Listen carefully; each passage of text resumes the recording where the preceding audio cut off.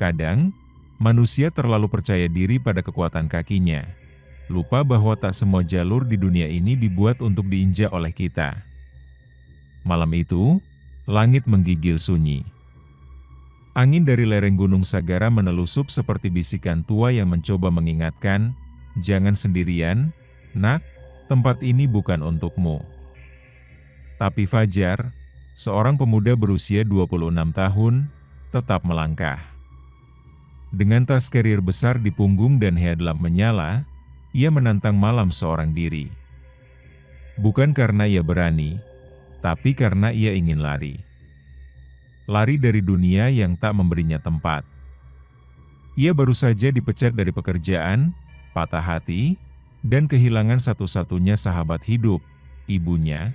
"Aku cuma butuh waktu sendiri," gumamnya pelan, seolah menjawab suara-suara halus yang sesekali terdengar dari balik pepohonan. Tapi apa yang menanti Fajar di atas sana? Bukan ketenangan, bukan puncak. Yang menantinya adalah pintu yang tak bisa ia tutup kembali. Pintu menuju tempat yang tak pernah bisa diceritakan dengan utuh. Dan kisah ini adalah saksi bahwa tak semua yang hilang itu mati. Sebagian mereka hanya berpindah dunia. Selamat datang di kisah pendaki yang menemukan kerajaan jin. Sebelum memulai kisahnya, pasang earphone-mu biar horornya terasa lebih nyata. Kalau kamu suka cerita kayak gini, jangan lupa like, komen, subscribe, dan share ke teman-temanmu. Lorong Misteri selalu punya kisah yang siap bikin bulu kuduk merinding. Langit mulai menghitam saat Fajar menginjak pos bayangan terakhir sebelum jalur pendakian resmi. Di sini, jalur bercabang dua, satu mengarah ke puncak, satunya lagi jalan setapak kecil yang seperti tak pernah disentuh siapapun. Tapi langkah Fajar tak menuju jalur resmi. Entah kenapa, ia justru berbelok ke jalur sempit itu. "Kayak ada yang manggil gue," bisiknya, sambil menoleh ke belakang, memastikan tak ada yang mengikutinya. Udara mendadak lebih dingin. Kabut tipis turun seperti tirai pelan-pelan. Pohon-pohon besar di kanan kiri mendadak seperti mendekat, batangnya hitam, daun-daunnya diam, terlalu diam. Setiap langkah terasa berat. Seperti tanahnya menolak diinjak. Tapi Fajar tetap melangkah, semakin dalam, semakin jauh dari dunia yang ia kenal. Di kejauhan, terdengar suara, seperti denting gamelan. Samar. Terputus-putus. "Halah, paling suara HP, gue capek banget kali ya," tapi langkahnya justru semakin cepat. Seperti kakinya tak lagi miliknya sendiri. Dan tiba-tiba, di tengah hutan yang tak dikenalnya, Fajar berdiri di depan sebuah gapura tua yang tertutup semak. Tingginya 3 kali tubuhnya. Terbuat dari batu hitam. Ukirannya seperti makhluk bersayap yang sedang menangis. Tak ada jalur pendakian resmi yang melewati sini. Tapi kenapa gapura ini berdiri di tengah hutan? Angin berhenti. Hutan sunyi. Dan di gapura itu, tercium bau bunga kenanga dan kemenyan terbakar. "Masuklah, jika kau benar-benar ingin sendiri," sebuah suara terdengar. Tapi tak ada siapapun di sekeliling. Dan Fajar melangkah masuk. Langkah Fajar terhenti beberapa meter setelah melewati gapura itu. Dunia seakan berubah, udara jadi lebih hangat, tapi aneh. Cahaya matahari menyelinap lewat celah-celah pepohonan yang tinggi menjulang. Tapi ini bukan cahaya biasa, lebih keemasan, seperti langit sedang senja, padahal barusan masih pagi. Di kejauhan, terlihat bangunan-bangunan aneh. Terbuat dari batu, beratap runcing, tapi tanpa satupun paku. Semua berdiri seolah bukan dibangun, tapi tumbuh dari tanah. Di bawah kakinya, tanah berganti. Bukan lagi tanah hutan, melainkan semacam jalan berbatu mengilap yang membentuk pola bunga. Fajar berhenti. Ia sadar. Ini bukan jalur pendakian biasa, hutan di belakangnya sudah tak terlihat. Gapura itu lenyap, ditelan kabut. Tak ada sinyal.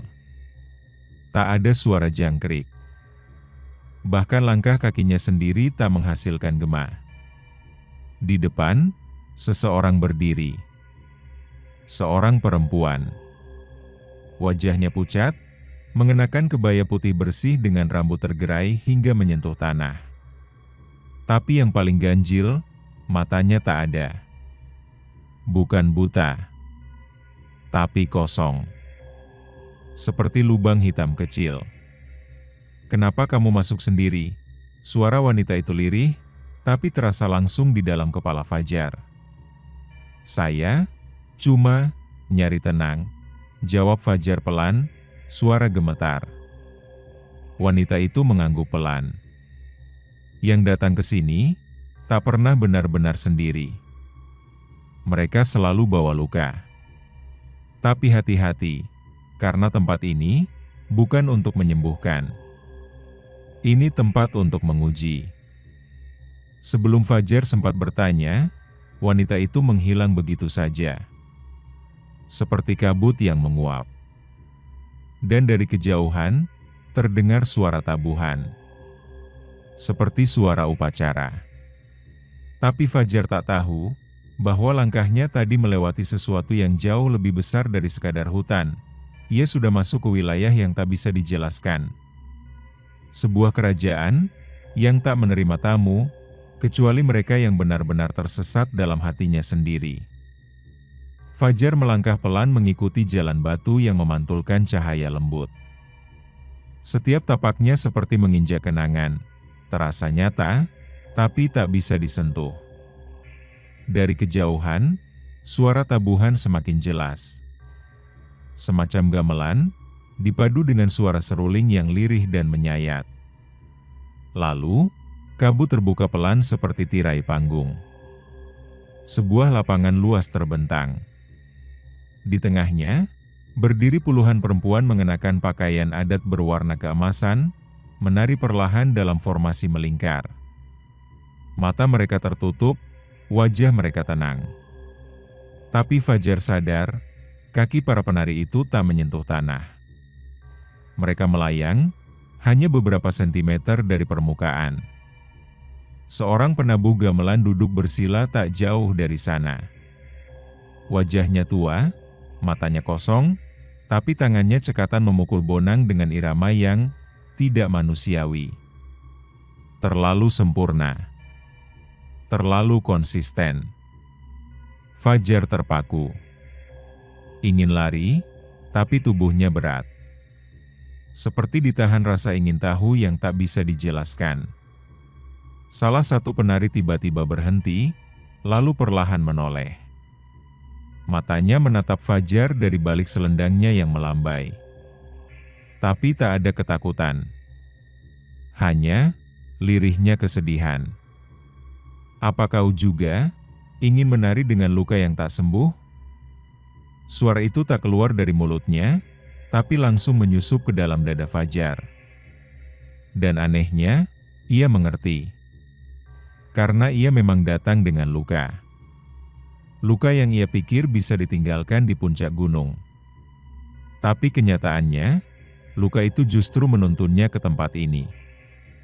Tempat yang mengerti rasa sakit, dan bisa menawarkannya satu hal, pelarian. Tapi setiap pelarian, selalu punya harga. Dan Fajar belum tahu, berapa mahal harga yang harus ia bayar untuk bisa tenang di kerajaan ini. Fajar masih berdiri mematung, matanya tak lepas dari penari yang barusan bicara tanpa suara. Tiba-tiba, udara menghangat. Kabut memudar. Di belakangnya, muncul sebuah saung kecil. Terbuat dari bambu, beratap rumbia. Asap tipis mengepul dari dalamnya, membawa aroma rempah yang asing, hangat, manis, sekaligus menyengat. Di depan saung, duduk seorang wanita tua. Rambutnya putih, kulitnya keriput, tapi matanya tajam, seolah bisa membaca isi kepala Fajar. "Capek, Le?" tanyanya pelan, sambil menuang cairan kecoklatan dari kendi ke dalam tempurung kelapa. Fajar ragu. Tapi haus, kelelahan, dan rasa tak aman membuatnya mendekat. Ia duduk, menerima minuman itu. Cairannya hangat di tangan. "Jamu ini bukan buat tubuhmu, tapi buat hatimu," bisik sang wanita, sebelum menyesap sedikit dari kendi miliknya. Fajar meneguk. Rasanya pahit di awal, manis di akhir. Dan seketika, ingatan menyerbu masuk. Wajah ibunya. Senyum terakhir saat di rumah sakit. Suara rekannya yang tertawa waktu ia dipecat. Notifikasi terakhir dari kekasihnya yang memilih orang lain. Air mata Fajar jatuh, tanpa ia bisa tahan. Tangis yang selama ini ia telan, meledak begitu saja. "Saya cuma pengen berhenti capek," suaranya parau, tubuhnya gemetar. Si wanita tua tersenyum kecil, tapi matanya tetap tajam. "Kalau kau terus lari, Le, kau nggak akan pernah sampai. Tapi kalau kau berdiri dan hadapi, meski sakit, kau akan tahu arti sembuh yang sebenarnya." Fajar menunduk. Diam. Tapi di kejauhan, dari balik pepohonan, terdengar suara bisikan lain, lebih lembut, lebih menggoda. "Kalau kamu ingin tenang selamanya, ikut kami saja." Dan saat Fajar menoleh ke kanan, 3 sosok tinggi berjubah hitam berdiri tak jauh dari situ. Wajah mereka ditutupi tudung. Tapi dari tubuh mereka mengalir kabut dingin, dan tanah di bawah mereka berubah menjadi abu. Fajar berdiri perlahan. Kini, pilihan ada di depan matanya, tetap di sini, dan melupakan semua rasa sakit. Atau keluar, dan menanggung luka, untuk kembali jadi manusia. Fajar perlahan menjauh dari sosok berjubah hitam yang memanggilnya. Tapi setiap langkah mundur, tanah di belakangnya hilang. Seolah dunia di sini hanya menerima langkah maju, tanpa bisa kembali. "Fajar," sebuah suara lembut memanggil dari sisi kanan. Ia menoleh, dan melihat jalan setapak sempit yang dipenuhi kelopak bunga putih. Di ujungnya berdiri bangunan kecil seperti pendopo tua, dan di tengahnya, ada satu benda yang membuat jantung Fajar berdegup kencang. Sebuah cermin besar berdiri di sana, terbuat dari batu hitam yang dipoles hingga mengkilap, tapi permukaannya bergetar halus, seolah hidup. Fajar melangkah mendekat. Tapi langkahnya berat. Bukan karena lelah, tapi karena ia tahu, apapun yang dilihat dalam cermin itu, akan membuka sesuatu yang selama ini ia sembunyikan bahkan dari dirinya sendiri. Di depannya, cermin tak memantulkan bayangannya. Justru, memperlihatkan sosok anak kecil, duduk sendiri di ruang tamu gelap. "Itu aku," bisiknya. Sosok anak kecil itu menggambar sesuatu di lantai, sendirian. Wajahnya pucat, matanya sembab. Dan dari dalam cermin, terdengar suara. "Kenapa kamu gak bilang kalau kamu kesepian?" Fajar menahan napas. Tubuhnya gemetar. Lalu cermin itu berganti. Kini menampilkan Fajar remaja, menangis diam-diam di kamar mandi sekolah, usai dihina karena tak punya uang jajan. "Kenapa kamu berpura-pura kuat?" Air mata Fajar kembali jatuh. Ia tak tahan, tapi tak bisa memalingkan wajah. Cermin itu terakhir kali berubah, menampilkan Fajar dewasa, duduk di atas motor malam-malam, menatap jurang. Detik-detik ketika ia hampir mengakhiri hidupnya. "Kenapa kamu gak bilang kalau kamu ingin menyerah?" Fajar terjatuh berlutut. Tapi suara dalam cermin belum selesai. Kami tahu rasa sakitmu, dan di tempat ini, kamu bisa menghapus semuanya.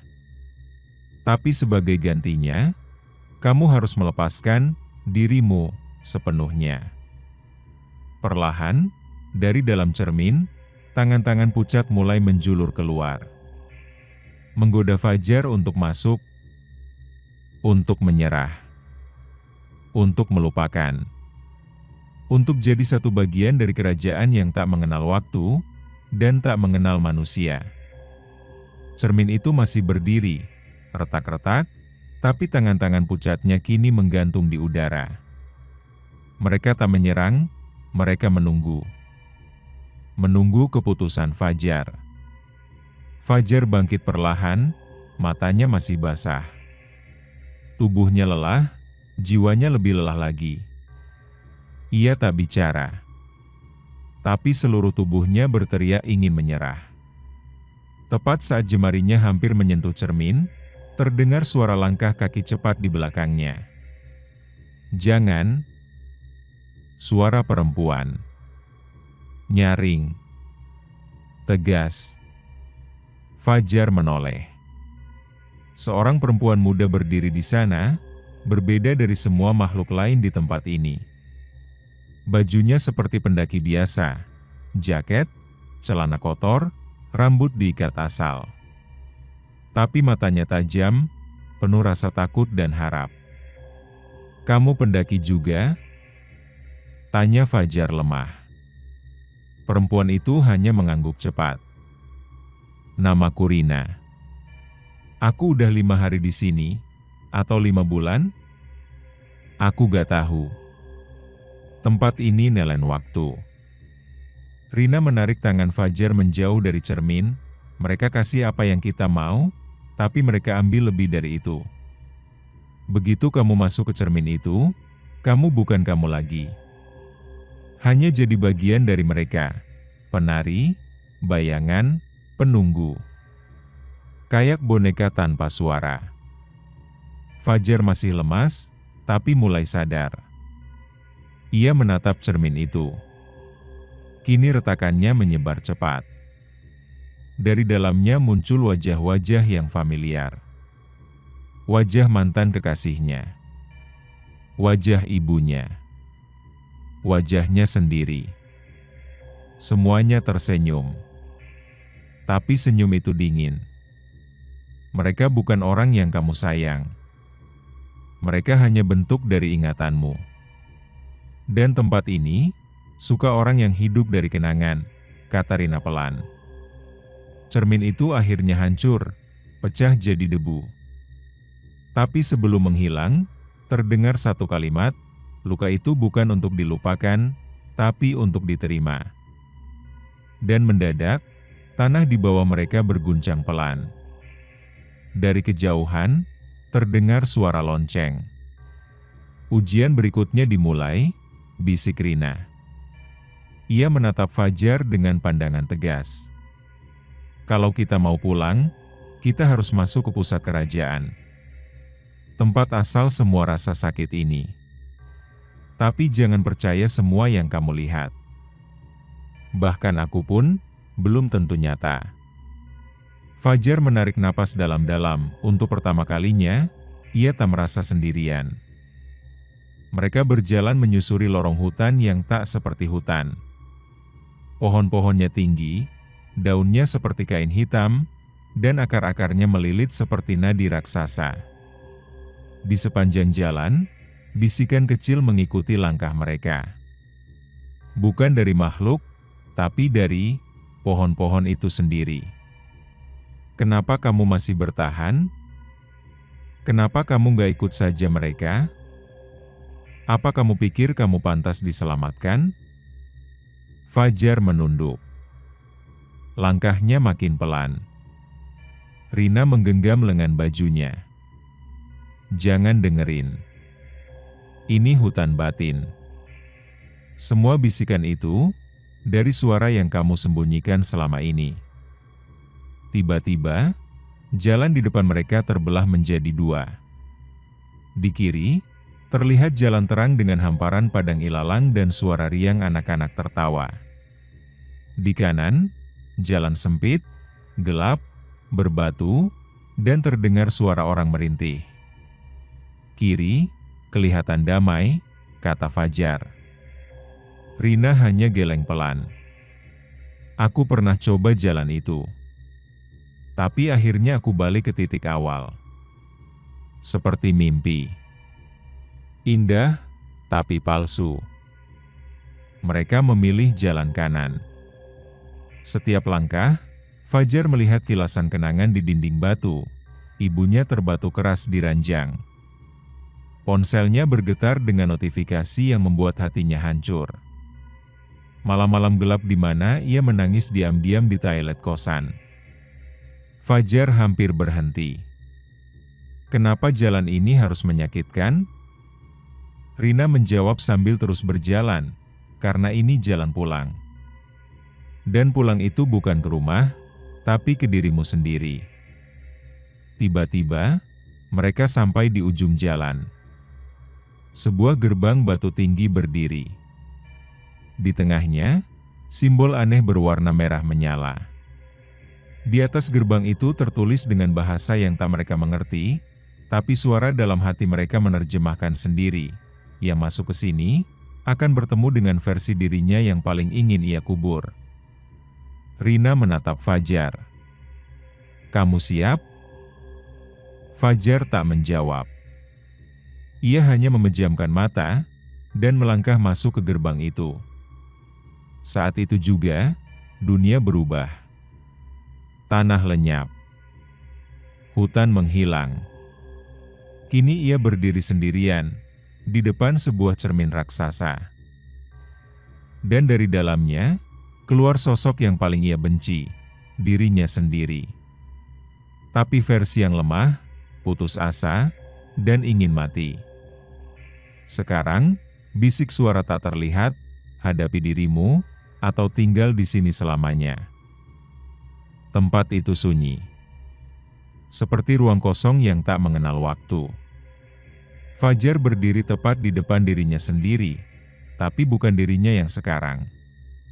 Sosok di depannya adalah versi lusuh, mata kosong, dan kulit pucat seolah semua warna kehidupan sudah ditarik dari tubuh itu. Kamu masih hidup? Tanya sosok itu. Suaranya lemah, hampir seperti bisikan. Fajar tak menjawab, ia hanya menatap. Sosok itu mulai berjalan mendekat. Setiap langkahnya membuat lantai bergetar pelan. Kenapa kamu bawa aku ke sini lagi? Lanjutnya. Bukannya dulu kamu mau aku lenyap? Fajar menelan ludah. Kepalanya tertunduk. Dulu aku pikir, kalau aku bisa buang semua rasa sakit, aku bakal sembuh. Sosok itu tertawa. Ringkih, tapi menyakitkan. Aku bukan luka yang harus dibuang. Aku bagian darimu. Tanpa aku, kamu bukan siapa-siapa. Aku yang bikin kamu berhenti percaya sama orang. Aku yang bikin kamu waspada. Aku yang jaga kamu dari kecewa. Tapi kamu juga yang bikin aku berhenti percaya sama diriku sendiri. Sosok itu berhenti. Dan untuk pertama kalinya, ia terlihat rapuh. Matanya berkaca-kaca. Aku capek, Fajar. Aku capek jadi alasan kamu terus nyalahin diri sendiri. Fajar melangkah maju. Untuk pertama kalinya, bukan untuk mengusir, tapi untuk memeluk. Ia peluk dirinya sendiri, sosok yang selama ini ingin ia kubur. Sosok yang ia benci, tapi ternyata cuma butuh dimaafkan. Dan saat itu, seluruh ruangan mulai retak. Cahaya menyusup masuk dari segala arah. Suara lembut terdengar saat kamu menerima bagian tergelap dari dirimu. Saat itulah kamu menemukan jalan keluar. Sosok Fajar lama perlahan larut menjadi cahaya kecil dan masuk ke dada Fajar. Ia bukan lagi musuh, tapi bagian dari luka yang kini sudah diakui. Fajar membuka mata. Ia kini kembali berdiri di hadapan Rina, yang menatapnya dengan kagum. "Kamu berhasil," bisik Rina. Gak semua orang bisa keluar dari ruang itu. Tapi belum sempat mereka melangkah, tanah kembali bergetar. Dari balik gerbang lain yang baru terbuka, keluar suara gaib yang berat dan dalam. "Selamat datang di pusat kerajaan Ji." Fajar dan Rina saling pandang. Ini belum selesai. Justru, ini baru benar-benar dimulai. Gerbang itu terbuka perlahan, mengeluarkan hawa panas dan aroma seperti besi berkarat yang terbakar. Fajar dan Rina menatap sejenak ke dalam. Di baliknya, bukan kerajaan mewah seperti dongeng, tapi sebuah dunia merah tua, hitam, dan abu-abu. Langitnya berputar pelan seperti pusaran darah. Di tengahnya, berdiri sebuah singgasana raksasa dari tulang, rantai, dan wajah-wajah manusia yang tertanam di dindingnya. Mereka menangis, menjerit, tapi diam. Tahta itu kosong, tapi seolah sedang memperhatikan mereka. Rina menelan ludah. Tempat ini bukan cuma kerajaan. Ini altar. Ini pusat kekuatan. Sumber dari semua rasa takut yang dikorbankan manusia selama berabad-abad. Fajar melangkah maju. Di tanah sekitarnya, sosok-sosok tinggi berjubah hitam mulai muncul. Mereka tak berjalan. Mereka melayang, dan wajah mereka tidak ada. Hanya mulut. Mulut-mulut itu berbisik. "Kamu takut ditinggal. Kamu takut gagal. Kamu takut dilupakan." Suara mereka masuk ke kepala Fajar, menyerang dari segala sisi. Tiba-tiba, dia merasa seperti anak kecil lagi. Tak berguna. Tak berarti. Berhenti. Fajar menutup telinganya, tapi suara itu dari dalam. Rina mendekat. Tapi salah satu makhluk bayangan itu menahan bahunya. Biar dia hadapi sendiri. "Ini tahtanya. Apa maksud kalian?" Rina berteriak. Tapi makhluk itu hanya tertawa pelan. Setiap manusia punya kerajaan dalam dirinya. Tahtanya bisa dikuasai rasa takut atau rasa berani. Fajar berlutut. Tubuhnya gemetar. Tapi dari dalam dirinya, suara kecil muncul. "Kamu sudah melewati semua ini. Kamu pernah bertahan. Kamu hidup." Perlahan, ia bangkit. Dan di saat itu, tahta itu merasakan kekalahan. Rantai-rantainya pecah. Teriakan wajah-wajah yang tertanam berubah jadi nyanyian pilu. Langit kerajaan Ji mulai retak. Tanah bergetar keras. Rina berlari ke sisi Fajar. "Kita harus pergi. Sekarang." Tapi Fajar menatap tahta itu untuk terakhir kalinya. "Aku nggak butuh tempat untuk menyimpan takut. Aku cuma butuh keberanian buat mengakuinya." Dan saat ia berkata itu, sebuah cahaya turun dari langit, menelan seluruh kerajaan dalam satu ledakan sunyi. Dunia gelap itu hancur. Fajar menutup mata. Cahaya itu menyilaukan, tapi juga hangat. Fajar membuka mata. Dadanya naik turun cepat. Di sekelilingnya, bukan lagi kerajaan Ji, bukan pula cermin, makhluk hitam, atau gerbang batu. Ia tergeletak di atas tanah basah. Lumut menempel di lehernya. Kabut tipis menggantung di udara. Ia kembali ke gunung. Tapi anehnya, hutan itu terasa lebih hening. Tak ada suara burung. Tak ada desir angin. "Rina?" panggil Fajar pelan. Tak ada jawaban. Ia berdiri perlahan, tubuhnya masih gemetar. Tapi sesuatu dalam dirinya terasa lebih ringan. Lebih utuh. Fajar turun perlahan dari jalur pendakian. Dan saat mencapai pos base camp, ia melihat orang-orang. Ramai. Tapi semuanya melihat ke arah satu papan besar. Di sana terpampang, pencarian pendaki hilang, Fajar Nugroho, 24, menghilang 12 hari lalu. Fajar terdiam. Ia mendekat ke petugas. "Maaf, Pak. Saya Fajar." Petugas itu memandangnya, lalu pucat. "Astaga, kamu masih hidup?" Ia langsung dipeluk, diberi selimut, ditanya ini itu. Tapi semua itu terasa jauh. Karena di sudut pandang matanya, Fajar melihat seorang perempuan berdiri diam di bawah pohon rindang. Rina. Tapi tak ada satupun yang menyadari keberadaannya. Rina tersenyum tipis.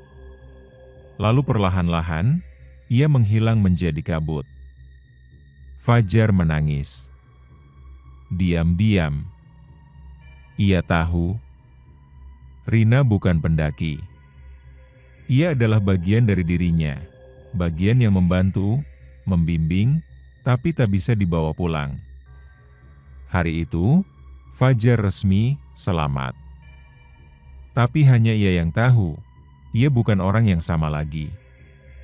Dan malamnya, di kamar, ia menulis satu kalimat besar di buku catatannya. Semua orang punya kerajaan dalam dirinya. Pertanyaannya, kamu jadi raja atau budak? Sudah 2 minggu sejak Fajar kembali. Ia menjalani hidup seperti biasa. Tapi, semuanya terasa ganjil. Langit sore selalu tampak lebih merah. Angin malam terasa seperti mengucapkan sesuatu yang tak bisa dimengerti. Dan di cermin, kadang ia melihat bayangan Rina berdiri di belakangnya, meski hanya sepersekian detik. Fajar mencoba melupakan. Ia kembali kerja, ngopi, ngobrol sama teman. Tapi dunia ini terasa terlalu tipis. Seolah ia hanya berjalan di permukaan kertas. Suatu malam, ia mimpi aneh. Ia duduk di kursi kayu, di ruangan gelap. Di depannya, terlihat meja besar dengan puluhan lilin. Dan di ujung meja, duduk sosok yang tak asing. Raja dari kerajaan Ji. Tapi wajahnya adalah wajah Fajar. Versi dirinya yang lebih tua, lebih lelah, lebih kosong. "Kau pikir kau bisa benar-benar pergi?" Suara itu berat, pelan. "Kerajaan ini ada, selama rasa takut itu masih hidup dalam dirimu. Aku sudah menghadapinya." Fajar berteriak. Sosok itu tersenyum dingin. "Kau hanya menghadapi satu dari banyak pintu. Tapi kerajaan ini tidak punya ujung." Fajar terbangun dengan keringat dingin. Nafasnya memburu. Di kamarnya yang gelap, ia melihat simbol merah dari gerbang kerajaan Ji tergambar samar di dinding. Ia menyalakan lampu. Tapi tak ada apa-apa. Hanya keheningan. Hari demi hari, mimpi itu datang kembali. Kadang Rina berbicara padanya. Kadang ia hanya duduk di padang ilalang, menatap gerbang batu. Tapi yang paling sering, ia melihat dirinya sendiri duduk di singgasana. Dan setiap kali mimpi itu berakhir, ia bangun dengan sedikit bagian dari dirinya yang hilang, entah rasa semangat, tawa, atau sekadar harapan. Sampai akhirnya, Fajar sadar. ia sedang dipanggil kembali. Malam itu, suara gerimis menyentuh atap rumah Fajar. Ia duduk sendiri di pojok kamar, menatap buku catatannya yang terbuka. Di halaman terakhir, tertulis satu kalimat yang membuat bulu kuduknya meremang. Rina tak pernah ada. Ia sudah mencarinya melalui forum pendaki, grup survivor, bahkan ke base camp tempat ia dilaporkan hilang. Tidak ada nama, tidak ada laporan, tidak ada Rina. Jadi siapa yang bersamaku di sana? Gumamnya. Saat itulah, ia teringat satu hal, senter kecil yang Rina berikan di awal mereka bertemu. Ia mencarinya, dan menemukannya di laci meja. Tapi kini, senter itu menyala sendiri saat disentuh, meski tidak ada baterainya. Di dalam cahaya itu, tampak pantulan samar dari simbol kerajaan, lambang yang pernah ia lihat di gerbang batu. Kerajaan Ji belum selesai dengannya. Dan perlahan, ia mulai sadar, semua yang ia alami bukan cuma ujian, tapi pewarisan. Ia adalah orang yang telah masuk dan kembali. Dan mereka yang kembali, membawa kunci. Fajar membuka kembali map pendakiannya, menandai jalur yang ia ambil waktu itu. Tapi jalur itu kini berbeda. Garisnya berbelok sendiri, menuju arah yang tidak pernah ia tuju. Kalau aku balik, aku bisa mengunci pintunya, bisiknya. Tapi di sisi lain, ia tahu harga dari keputusan itu. Ia bisa tidak kembali. Atau lebih buruk, kembali bukan sebagai dirinya lagi. Malam itu, ia mimpi lagi. Rina berdiri di padang rumput, membawa lentera. Kamu harus datang sendiri, Fajar, ucapnya. Tapi kali ini, bukan buat lari dari dirimu, tapi untuk menyelamatkan yang lain. Menyelamatkan siapa? Tanya Fajar. Rina tersenyum sedih. Orang-orang yang belum sadar kalau mereka sedang tinggal di dalam kerajaan Ji. Fajar terbangun dengan napas berat. Dan di pagi itu, ia berkemas. Sepi. Sendiri. Ia akan kembali ke gunung. Bukan sebagai pendaki, tapi sebagai penjaga. Kabut menyelimuti gunung sejak pagi. Tapi Fajar tak ragu. Langkahnya menyusuri jalur lama, hanya berbekal satu tas carrier, senter pemberian Rina, dan map yang kini tampak hidup.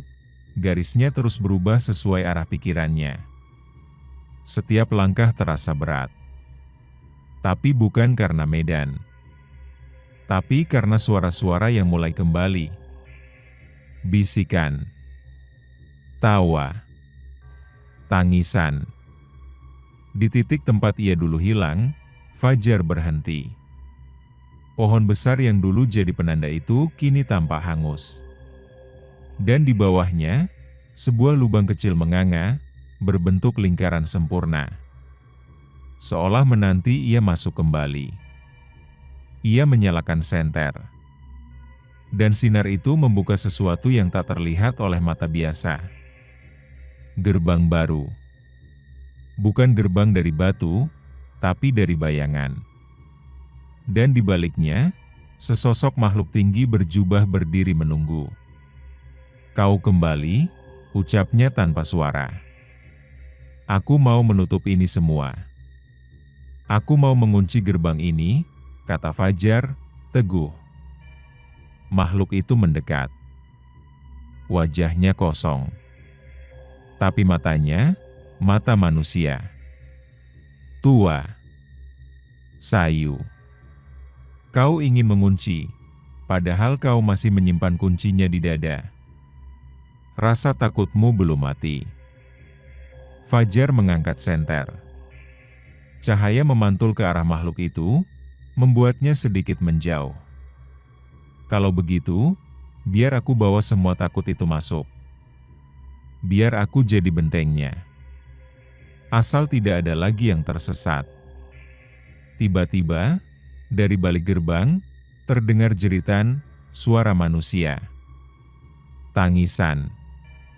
Mereka yang sedang depresi, mereka yang kehilangan harapan, mereka yang tidur dengan air mata, mereka yang ingin mati, semua itu sedang hidup di dalam kerajaan Ji. Dan Fajar paham. Kerajaan ini bukan tempat, bukan lokasi, tapi kesadaran kolektif dari rasa sakit yang tak pernah sembuh. Ia pun masuk. Tapi kali ini, bukan untuk mencari jalan keluar, tapi untuk menjaga agar tidak ada yang lagi terseret masuk. Di dalam sana, ia berdiri di depan tahta kosong. Ia duduk. Dan suara-suara itu berhenti. Kak Fajar belum pulang. Suara itu milik Alia, adik Fajar. Usianya 17 tahun. Anak cerdas, pendiam, dan belakangan terlalu sering termenung di depan jendela. Sudah sebulan sejak Fajar menghilang lagi. Tak ada kabar. Tak ada pesan. Semua orang mengira ia kembali depresi dan pergi entah kemana. Tapi Alia tahu, ia bisa merasakannya. Sejak malam itu, ia sering mimpi buruk. Mimpi duduk di ruang kosong, dengan tembok yang terus menyempit.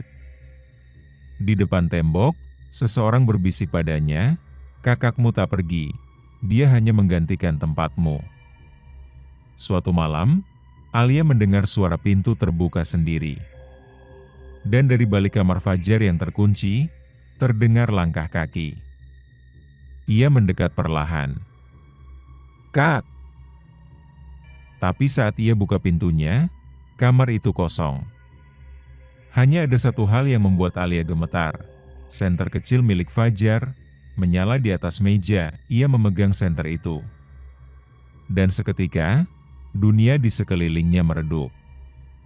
Cahaya senter itu memperlihatkan sesuatu di balik dinding. Bayangan panjang. Sosok hitam dengan mata menyala. Dan simbol merah, simbol yang sama dari kerajaan Ji. Alia jatuh terduduk. Napasnya terputus-putus. Tapi ia mendengar satu bisikan jelas di telinganya. Pintu terbuka kembali, karena kau mulai merasa kehilangan. Esoknya, Alia menjadi pendiam. Di sekolah, ia melamun. Di rumah, ia menulis kalimat yang sama berulang-ulang. Kerajaan Ji hidup di dalam yang merasa sepi. Ia mulai bicara sendiri. Ibunya menangis. Orang-orang bilang ia stres karena kehilangan Fajar. Tapi mereka tak tahu. Alia mulai melihat tempat yang sama dengan yang pernah Fajar lihat. Dan satu malam, ia menulis surat, "Kak Fajar, aku akan menyusul. Mungkin kalau kita sama-sama di sana, kita bisa menutupnya berdua." Malam itu, gerimis turun lagi. Alia duduk di pojok kamarnya, senter milik kakaknya digenggam erat. Ia merasa dadanya sesak. Kenapa semua orang bisa hidup normal, sementara aku kayak ditinggal di ruang kosong, bisiknya. Lalu senter itu menyala sendiri. Tapi bukan cahaya putih seperti biasa. Kini warnanya biru redup, dingin, seperti cahaya bulan di dasar sumur. Dan, dari balik lemari, muncul celah kecil. Retakan di udara, seolah dunia ini sedang patah. Alia mendekat. Jantungnya berpacu cepat. Tapi tak ada rasa takut, hanya rasa ingin tahu. Dari balik celah itu, terdengar suara, "Alia, kamu gak sendiri, itu suara Fajar." Lirih, tapi penuh kelembutan yang selama ini ia rindukan. "Kak!"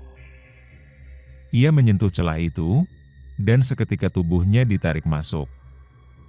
Dunia berubah. Ia kini berdiri di padang rumput yang sama seperti mimpi-mimpinya. Langit ungu. Kabut mengambang. Dan di kejauhan, gerbang batu menjulang kembali. Alia berjalan pelan. Tak lama, ia melihat sosok perempuan berdiri di tengah jalan. Rambut panjang. Wajahnya mirip sekali dengan dirinya sendiri, tapi lebih dewasa. "Kamu siapa?" tanya Alia. Sosok itu menjawab, "Aku adalah kamu.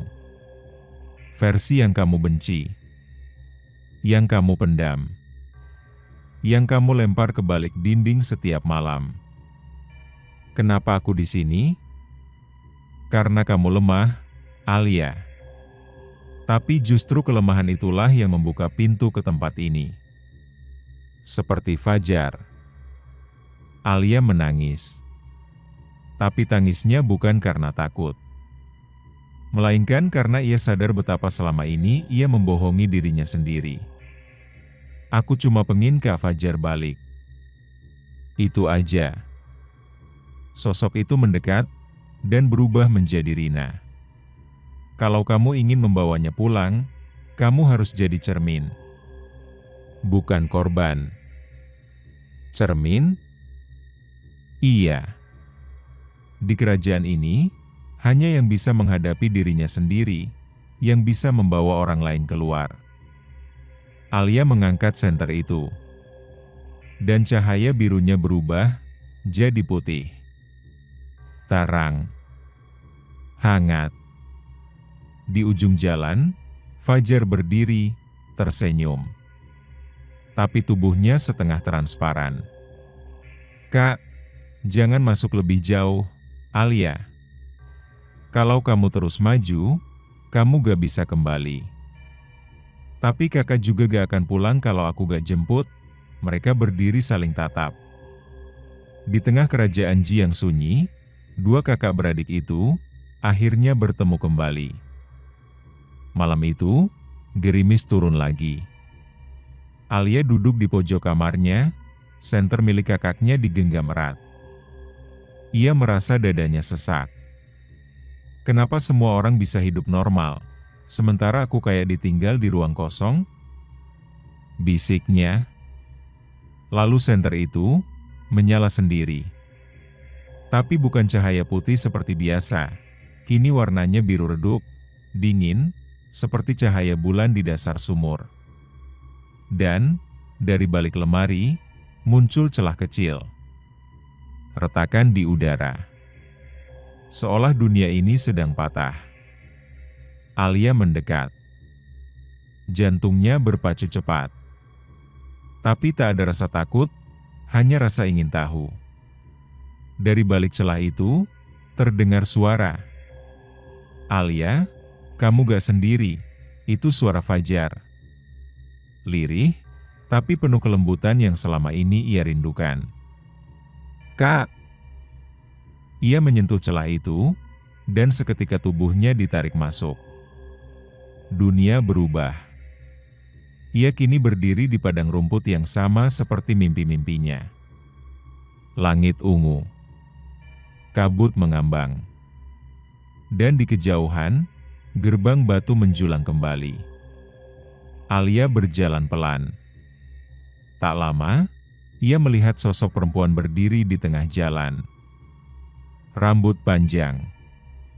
Wajahnya mirip sekali dengan dirinya sendiri, tapi lebih dewasa. "Kamu siapa?" tanya Alia. Sosok itu menjawab, "Aku adalah kamu. Versi yang kamu benci, yang kamu pendam, yang kamu lempar ke balik dinding setiap malam. Kenapa aku di sini? Karena kamu lemah, Alia.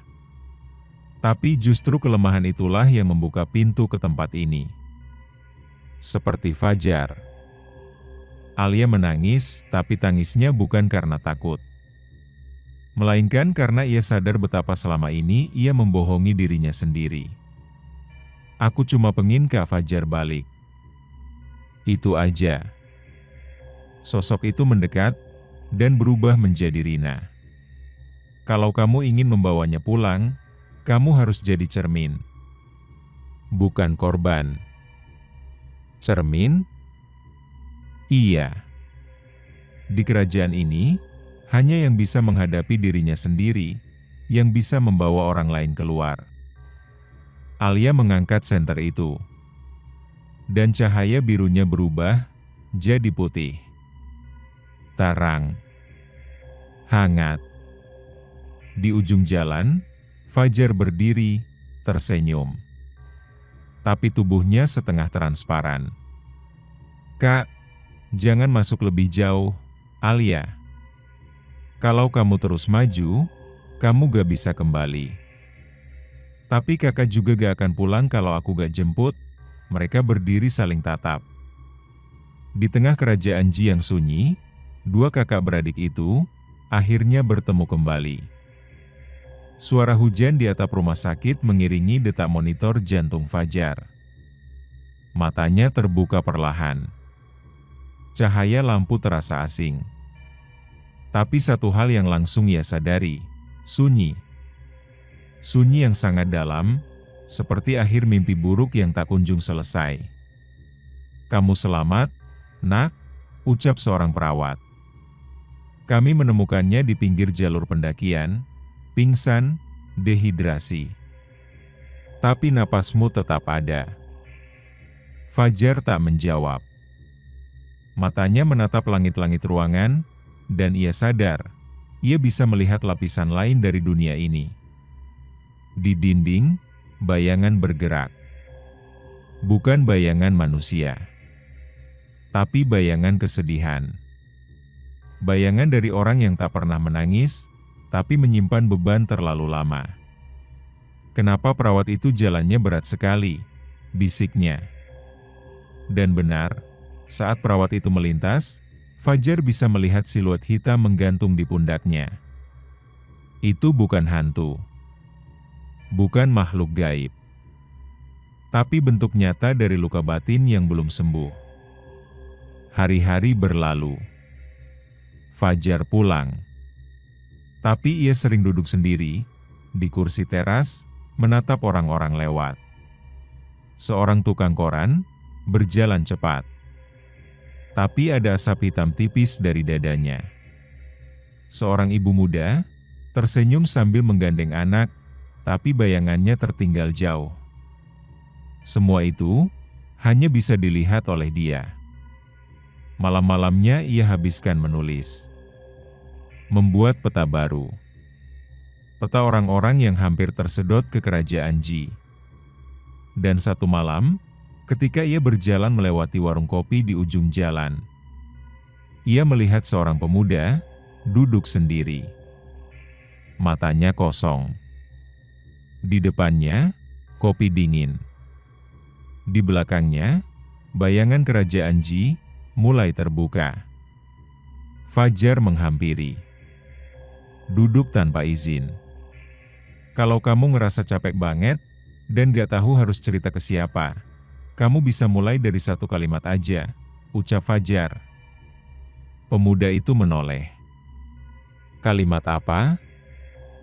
Aku gak baik-baik aja. Gitu aja dulu. Pemuda itu menangis. Di balik langit, Fajar tahu, Alia sedang tersenyum. Fajar mulai mencatat.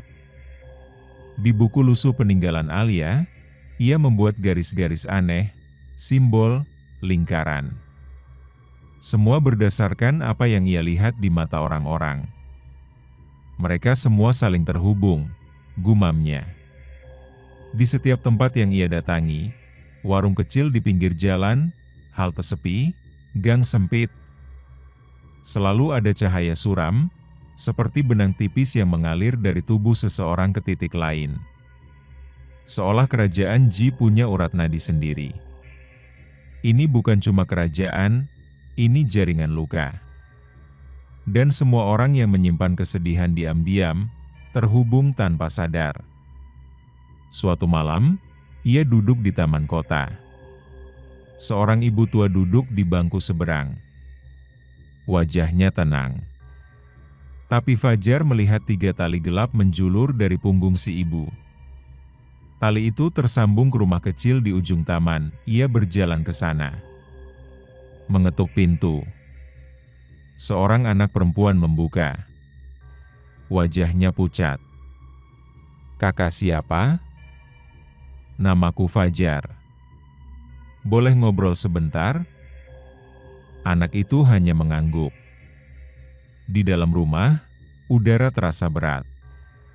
Seperti tempat yang tak pernah tertawa. "Ibumu sering menangis?" tanya Fajar perlahan. Anak itu mengangguk. "Tapi selalu sembunyi di dapur. Aku pura-pura tidur." Fajar menghela napas. Ia menyalakan senter milik Alia. Dari cahayanya, terlihat simbol kerajaan muncul samar-samar di dinding ruang tamu. Fajar paham. Jika luka tidak dihadapi, tempat ini akan berubah jadi pintu. Dan bila dibiarkan, kerajaan Ji bisa muncul di mana saja. Di rumah, di kantor, di kepala. "Aku gak bisa menutup ini sendirian," bisiknya.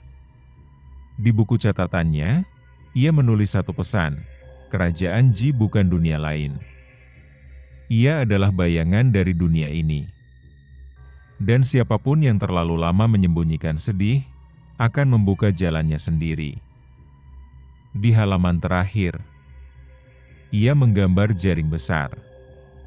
Dan di tengahnya, titik terang kecil. Bertuliskan, "Alia masih di sana." Tapi selama ada cahaya di kita, pintu bisa ditutup perlahan. Malam itu dingin. Tapi bukan dingin dari angin atau hujan. Ini dingin yang berasal dari dalam dada, saat seseorang sudah siap kehilangan segalanya. Fajar berdiri di depan hutan tempat ia pertama kali hilang. Tak membawa bekal. Tak membawa peta. Hanya buku catatan Alia, dan senter tua yang kini tak menyala lagi. "Kali ini, aku datang bukan karena takut, tapi karena cinta," bisiknya. Ia berjalan masuk. Semak-semak menyingkir. Kabut turun, seperti menyambut. Lalu, ia sampai di tempat yang sama. Pohon besar. Batuan melingkar. Dan di tengahnya, cahaya biru muncul dari tanah. Tapi ada satu perbedaan. Kali ini, cahaya itu muncul karena ia mengizinkan. Pintu kerajaan kembali terbuka. Ia melangkah masuk. Dunianya berubah. Langit ungu, rumput bersinar, suara bisikan yang tak berbahasa. Tapi kini Fajar tak gentar. Karena ia tahu, ia membawa sesuatu yang tak dimiliki siapapun di sana. Niat untuk mengembalikan, bukan untuk lari. Di dalam istana utama, berdiri megah di tengah danau merah, ia melihat sosok perempuan duduk di singgasana batu. Itu Alia. Tapi matanya kosong. Wajahnya tenang, tapi tubuhnya perlahan-lahan menjadi bagian dari dinding istana. Ia sedang menyatu dengan kerajaan Ji. "Alia?" Ia tak menjawab. Dari belakang, sosok Ji muncul. Kali ini bukan menyeramkan, tapi menyedihkan. "Kalau kau memaksa membawanya pulang, kau harus tinggal." Fajar tersenyum lirih. "Gak. Aku gak datang untuk bertukar. Aku datang untuk memutus ikatan." Ia membuka buku Alia dan membacakan semua catatan yang pernah ditulis adiknya. "Aku takut. Tapi aku tahu Kak Fajar lebih takut, jadi aku pengen kuat, walau cuma pura-pura." Ji menggigil. Cahaya di dinding retak. "Aku pengen kita bisa ngobrol kayak dulu. Tapi kadang kakak terlalu diam, dan aku terlalu sensitif." Cahaya dari senter mulai menyala, bukan dari alatnya, tapi dari tubuh Fajar. Ia memeluk Alia. "Pulanglah. Aku udah cukup kuat sekarang." Perlahan, tubuh Alia meleleh dari dinding batu. Menjadi manusia lagi. Napasnya kembali. Air mata jatuh. "Kak," Ji memekik keras. Tapi cahaya dari tubuh Fajar menyebar ke seluruh kerajaan. Dan satu kalimat terdengar menggetarkan segalanya, kerajaan ini hanya ada selama manusia tidak saling mendengarkan. Dunia runtuh. Istana pecah. Langit jadi putih. Dan Fajar hilang. 3 bulan setelah kepulangan Alia, nama Fajar sudah dianggap hilang selamanya oleh tim SAR dan aparat. Tapi bagi Alia, ia tidak pernah hilang. Ia hanya berpindah tempat, menjadi bagian dari cahaya yang kini ia warisi. Alia kini bukan lagi gadis pemurung. Ia mulai menulis blog, membuat video pendek. Ia menceritakan kisah yang samar, tentang kerajaan di balik luka, tentang tempat yang hanya muncul saat seseorang terlalu lama menahan air mata. Beberapa menanggapinya seperti cerita fiksi. Tapi sebagian lainnya mengirim pesan, "Aku gak tahu kenapa, tapi rasanya kayak cerita itu tentang aku. Dulu aku juga pernah merasa ada yang narik dari dalam cermin. Aku juga sering dengar suara bisikan di kepala waktu lagi nangis sendiri tengah malam." Alia tahu. Mereka belum masuk. Tapi sudah berdiri di depan pintu. Maka ia memulai komunitas kecil. Tempat orang boleh cerita, walau hanya 1 kalimat. Tanpa interupsi. Tanpa solusi. Cuma didengar. Ia mengajarkan satu prinsip dari apa yang ia pelajari. Setiap manusia butuh ruang aman untuk menangis. Karena kalau tidak, kerajaan itu akan menciptakan pintunya sendiri. Di kamarnya, ia masih menyimpan senter Fajar. Sudah retak. Tapi setiap malam, masih menyala samar. "Terima kasih, Kak," ia berbisik. Dan di cermin, sekilas, ada siluet Fajar berdiri. Tersenyum. Ia bukan lagi bagian dari kerajaan, tapi penjaga yang tak terlihat. Dan selagi masih ada yang mau mendengarkan satu sama lain, pintu itu tak akan pernah bisa terbuka lagi. Pesan moralnya adalah, kadang orang tidak butuh diselamatkan. Mereka hanya perlu tahu bahwa mereka tidak sendirian. Bahwa luka mereka masih pantas didengar, tanpa dihakimi. Karena tempat paling menyeramkan bukanlah kerajaan gaib, tapi kepala kita sendiri saat sunyi terlalu lama. Terima kasih sudah mendengarkan kisah ini sampai habis. Jangan lupa like, komen, subscribe, dan share ke teman-temanmu. Lorong Misteri akan selalu punya kisah yang siap bikin bulu kuduk merinding, dan jika mau request judul cerita, silahkan komen di kolom komentar di bawah. Kami akan buatkan untuk kalian.